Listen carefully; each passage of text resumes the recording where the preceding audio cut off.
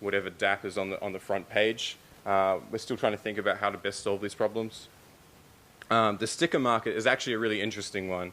Like, it might seem trivial at first, but if you take the Line Messenger, for example, 25% of the revenues actually came from sticker sales, generating over $270 million US in revenue last year.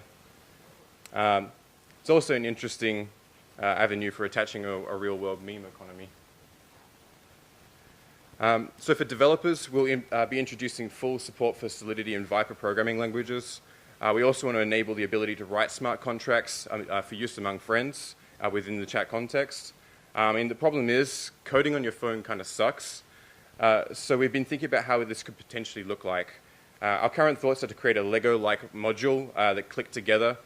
So we'll be reskinning Blockly and creating code generators for both Solidity and Viper. We'd also like to see a smart contract component market, probably not this year, but developers could then create prefabricated blocks for other users to use.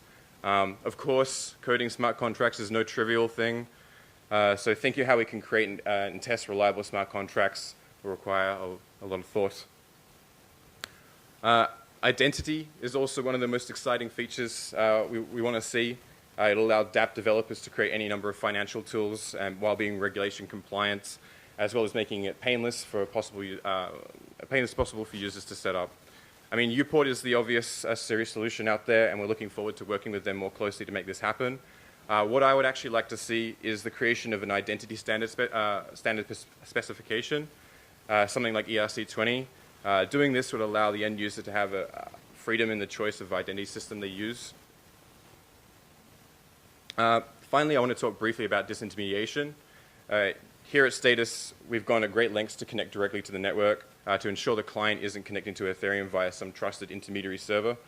We want to eliminate the need for you to trust us, so we're open source, and of course you can check our binaries that we distribute that way. But even so, ultimately, the client is still a gateway to Ethereum, and it itself is a trusted intermediary. The choices we make could have a profound impact on how things develop. We're thinking about how we can decentralize and democratize Status's governance and what gets worked on. We're trying to work towards a community-driven development model. And one of the ways we're looking at doing this is incentivizing open source development by the creation of CommitEth. It's a GitHub bounty bot, and it'll allow anyone to create a bounty for an issue. It'll allow anyone to contribute ETH or ERC20 tokens to that bounty issue, and then the project maintainer will then award these bounties by merging pull requests.